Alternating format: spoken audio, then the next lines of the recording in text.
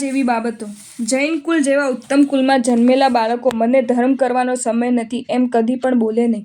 ભગવાન, ધર્મગુરુ, વિદ્યાગુરુ, કલાગુરુ, રાજા, મંત્રી વગેરે મોટા માણસો, મા બાપ, મોટા ભાઈ, વડીલ, હિતેચ્છુ, ઉપકારી વગેરેની સામે તથા દેરાસર, ઉપાશ્રય વગેરે ધર્મસ્થાનોમાં પગ ઉપર પગ ચડાવીને બેસાય નહીં. આપણા ઘરના ફાટેલા, તૂટેલા અને નકામા પુસ્તકો, જૂના પંચાંગો તેમજ ફોટા અને બીજી પણ નકામી વસ્તુઓ કોઈ જુએ જાણે નહીં તેમ ચોરી છૂપીથી અથવા કોઈના દેખતા પણ દેરાસર કે ઉપાશ્રયમાં મૂકી જવાથી દોષ લાગે છે. સર્કસ, પ્રાણીબાગ, માછલીઘર, મદારીના ખેલ, ખેલકૂદ, ટીવી વગેરે જોવાથી પાપ લાગે છે. વિના કારણ થૂંક્યા કરવાની અસભ્ય ને ગંદો ગોબડી ટેવ સારી નથી, તેથી આપણને હિંસાજન્ય દોષ લાગે છે. બરફ, આઈસ્ક્રીમ, કુલ્ફી વગેરે અભક્ષ્ય છે, તે ખવાય નહીં. સ્ત્રીઓને વાળ ઓળ્યા પછી નીકળેલા વાળના ગૂંચળા કપડામાં બાંધ્યા વિના રસ્તામાં રખાય નહીં. તેવી જ રીતે પતંગના અને સીવવા સાંધવાના દોરાના ગૂંચળા પણ કપડામાં બાંધ્યા વિના રસ્તામાં નખાય નહીં.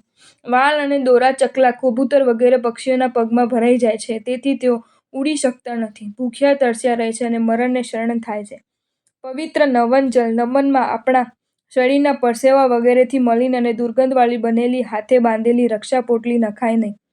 આપણે હંમેશા વિનયી અને વિવેકી બનવું જોઈએ. વિનયી અને વિવેકી બનવાથી જ ધર્મ કાર્યોનું યથાર્થ ફળ પામી શકાય છે, પાપથી બચી શકાય છે, પુણ્ય કાર્યો કરી શકાય છે, સુખ શાંતિમય, નિર્દોષ ને નિષ્પાપ જીવન જીવી શકાય છે, સમાધિપૂર્વક મરી શકાય છે, સદગતિ સાધી શકાય છે અને શિવ સુખ પામી શકાય છે.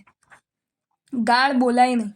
ગાળ દેવાથી વેર ઝેર, મારામારી ને ખૂન ખરાબી થાય. જીભ મળે નહીં અને ભવાંતરમાં દુઃખી થવું પડે એવા પાપ બંધાય. કોઈ ગાળ દે તે સાંભળી ગુસ્સે થવું નહીં, તે સામી ગાળ દેવી નહીં.